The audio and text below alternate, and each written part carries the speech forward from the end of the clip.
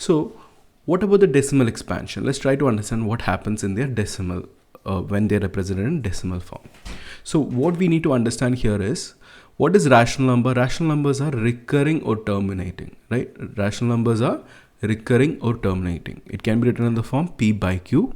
They are recurring or terminating. So let's try to understand. If we have 1 by 2, like explained here, if we have 1 by 2, what is 1 by 2? 1 by 2 is 0.5, correct? So 1 by 3 is 3.333. You can divide and check. 1 by 3 is 3.3333. So if you look carefully, what we need to understand is, what is 1 by 2? 1 by 2, the decimal expansion ends. 0.5, the decimal expansion ends. When it ends, it's called what? It's called terminating, right? It's called terminating. So if you understand, it's called terminating. Here in 0.5, it's terminating. The decimal expansion part is ending. What is recurring? Recurring means repeating, right? Recurring term means repeating. So when 3.33 is there, the 3.33 means 3.33. This 33 part is repeating again and again and again, right? So it can be a set of numbers repeating. That is also recurring, okay? So when you divide and check if it is recurring or terminating, that is, if the rational number recurs or terminates, its rational number will recur or terminate, okay? After you divide and check the decimal expansion, the quotient will be either terminating or recurring. Very simple. What about irrational number? Like I explained, the irrational number, it will be non-terminating. That is, it won't end.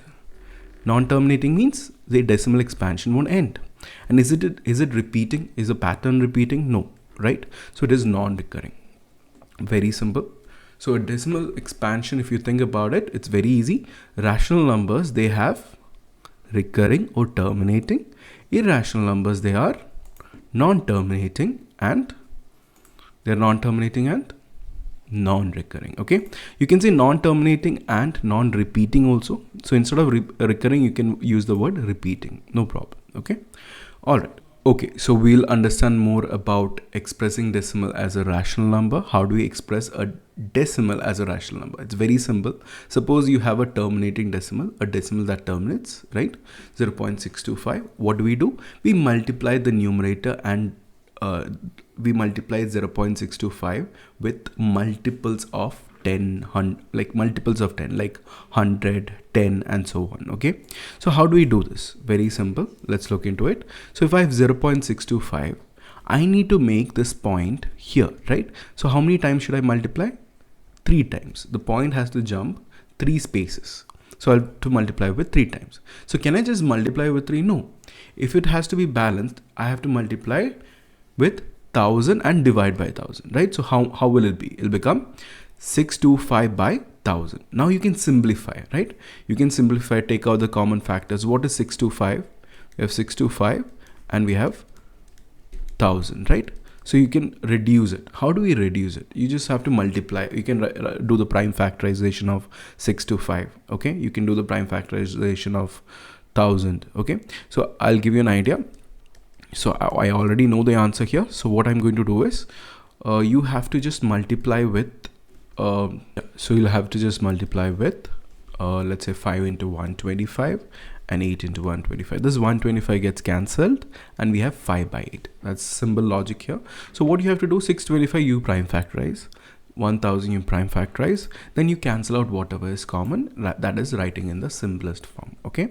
So, okay. So next, let's try to understand about rational numbers, recurring decimals.